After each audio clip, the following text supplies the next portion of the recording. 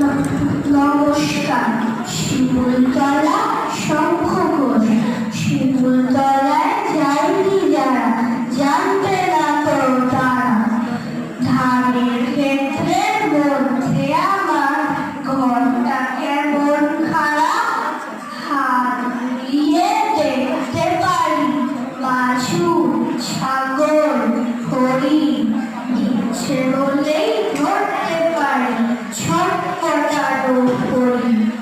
বিকেল বেলায় ছুটতে পারি দিব্যি একা একা। মজার কাটা, ছোড়ের কাটা, তাই মামাকে দেখাই। অনেক দূরে দেখতে পারি মস্ত মাঠের শেষে আকাশ এসে কেমন করে মাঠের সঙ্গে মেশে। যায়নি যারা শিমুলতলা, জানবে কি আর তারা। একটু হলেই ছুঁয়ে